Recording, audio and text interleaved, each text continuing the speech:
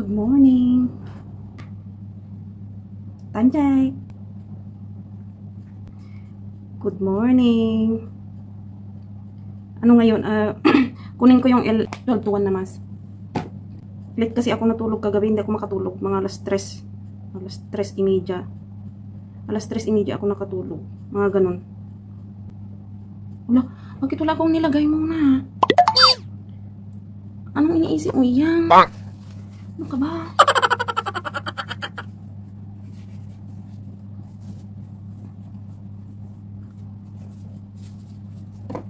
Mag-sunblock. Sunblock muna tayo. Ito pala yung binigay ng pinsan ko na sunblock. May kwento ako sa inyo.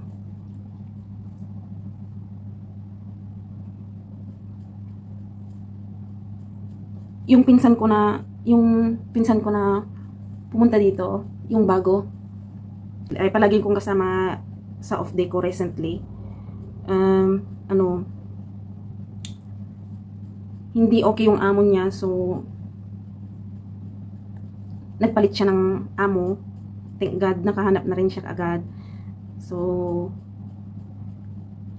ayan po, after misa, punta ako ng Lucky Plaza at magbayad ng accommodation niya. Nag-stay siya sa agency ng 6 days, I think 6 days ata. So kaya guys, mahirap mag transfer talaga, lalo na hindi pa natapos yung kontrata. Mahirap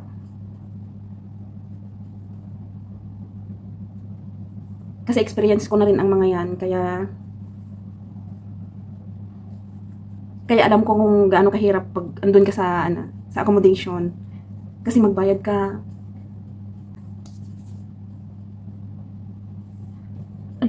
Binibilisan ko lang guys, kasi mag-11, mag-12 na.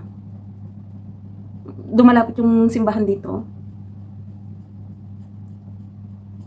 Kasi yung susunod na mas ata is mga hapon na siguro mga 6. Hindi ka lang sure.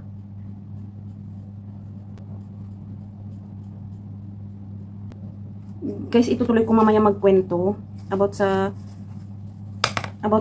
naranasan ng pinsan ko. Mamaya pagkakain ako. Kasi nagmamadali ko, mag alas 12 na, alas 12 mag-start yung misa. So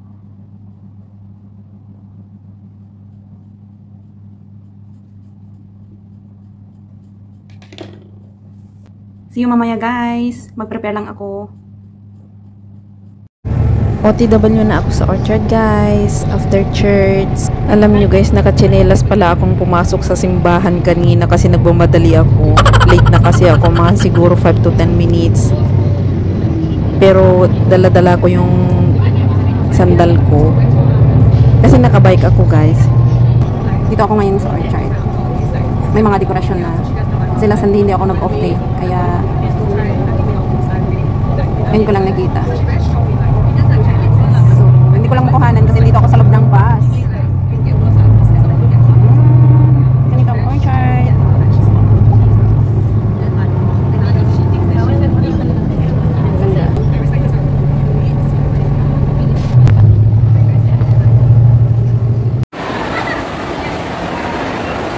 Dito na ako sa Lucky Plaza. Dito na pala ako sa agency, nagbayad kay ate. Siyang nag-guide sa pinsan ko. Ito siya. Ayan. Hello po, magandang hapon po, magandang buhay po sa ating lahat. Pag gusto nyo po pumunta ng Singapore, kontakin nyo lang po siya, tutulungan niyo po kayo. Ang sa akin lang po is WhatsApp number. Bigyan nyo po sa kanya. Salamat ah. Upload ko. Yun. Siya ang nag-guide sa pinsan ko. Ganyan talaga kapag may mag-guide, may bayad din. So, okay lang yun. Meron na siyang amo. Mabait daw. Kasi maldita yung dati. So yan guys. Maghanap lang ako ng makain. See you. Andito ako sa food court ng Ayon. I-try ko dito. May masarap na pagkain dito guys.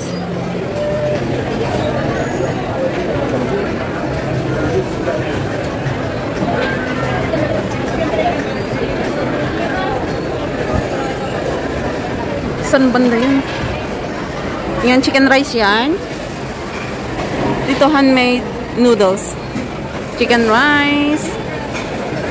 Ito yung Hainanese chicken. Hainanese chicken rice. May Indonesian cuisine. Yan.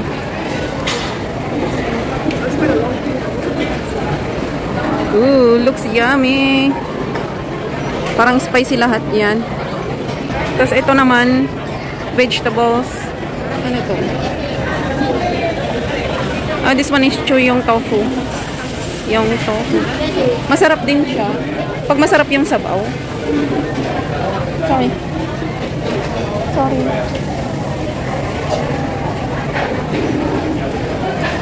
Ooh, looks yummy. Prawn noodle. Dito masarap din to kasi lang babayaran ko yung prawn. Hindi naman ako nakain doon. Dito na lang ako sa Indonesian food.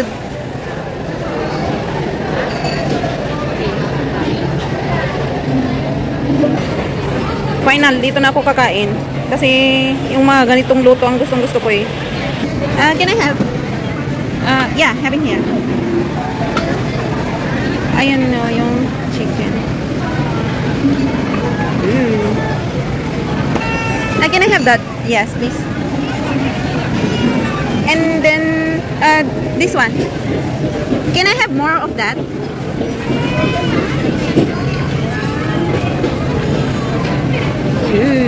And then this one. Yeah. That's all. Can I have curry gravy? Thank you. Wala, ang dami kong in-order. Sure. How much? Okay, wait,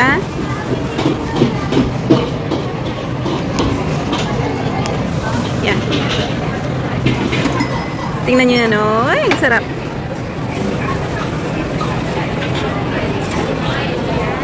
Guys, kakain ako dito sa Ayon. Dito sa may food court, sa may basement.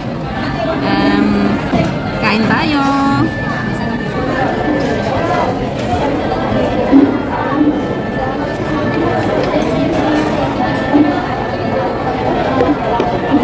Ang dami kong in-order.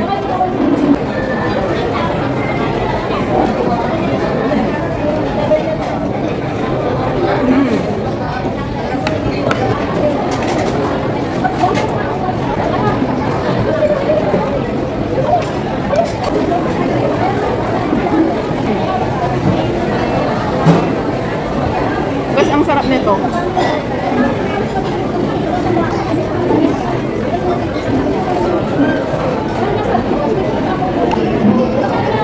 Ikwento ko pala yung sinasabi ko kanina about sa pinsan ko. Yun nga, kanina pumunta ako sa agency, nagbayad ng accommodation niya. So, yun, nag-transfer siya kasi hindi maganda yung naging amo. Ngayon, mayroon na siyang amo.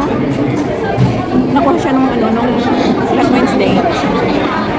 So, sana, maingay dito kasi sana okay yung maging okay yung mga bata. I mean, nag-aalaga siya ng mga bata. Medyo pasaway daw. Pero sabi ko, tiis-tiis lang. Pero mabait naman daw yung mga amo niya. Hindi kagaya nung una. So, ayan. Kaya hindi ko na siya makasama. Next off day na lang. Sa next off day. Mag-off day daw siya sa Sunday. Sunday and then end of the month. So, yun. Magkikita kami sa 24 ba yung end of the month? Magkikita kami. So, ayan guys. Ganyan talaga. Taste lang. Ang sarap nitong Indonesian food. Ito, masarap siya.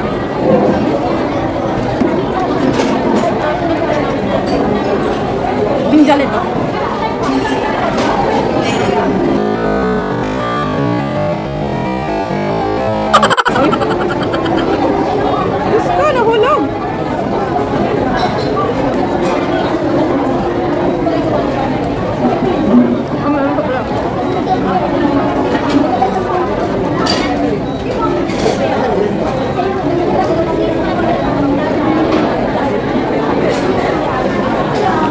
Ang cute ng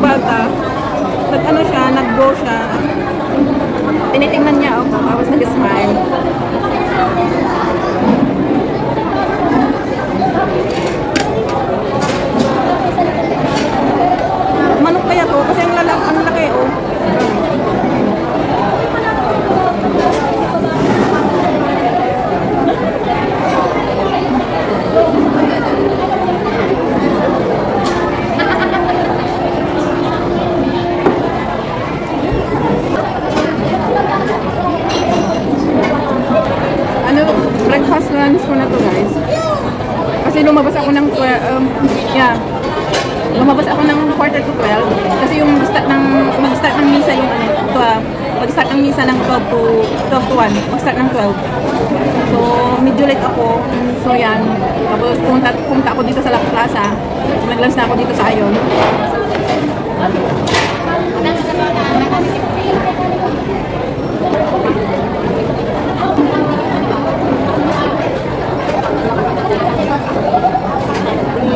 Hindi siya masyadong maalat. Sakto lang.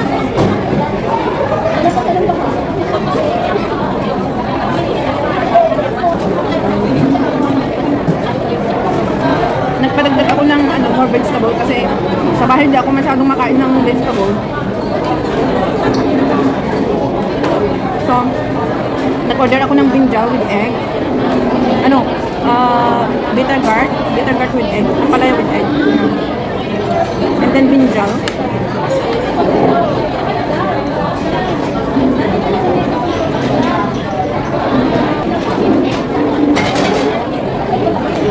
Wala pala akong drinks.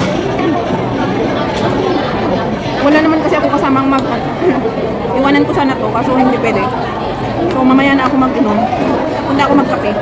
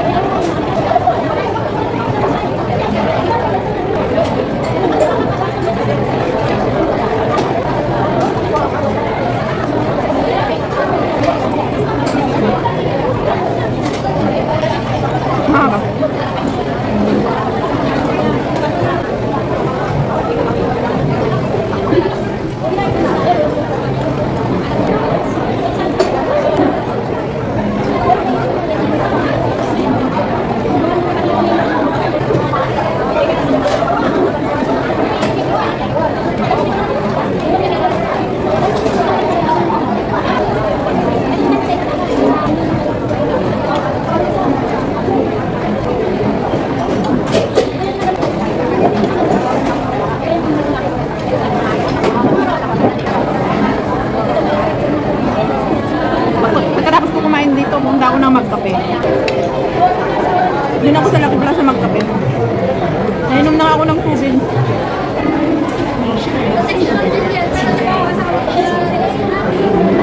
Brinjal.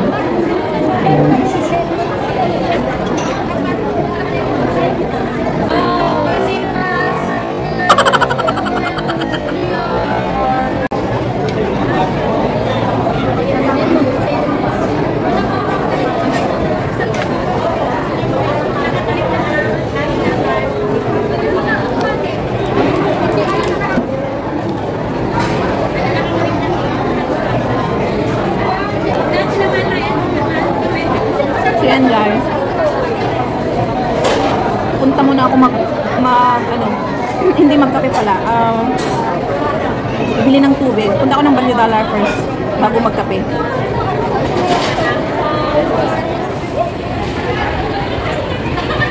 Merry Christmas! Christmas na naman. Wala pang bakasyon.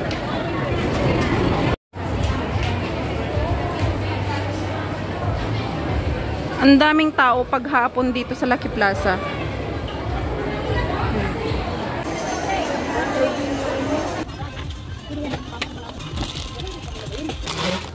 Gamit namin to sa playground.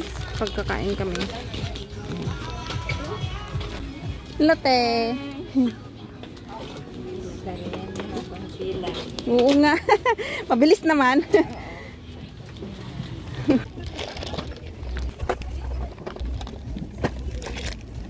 Masarap kaya to? Wala yung isa, yung mas maliit eh, yung marami. Oo, yun pala yung natikman ko.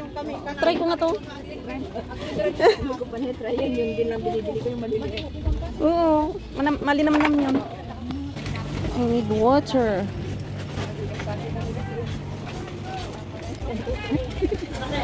Hanggang dito na lang guys. Thank you for watching. See you on my next one. Ingat!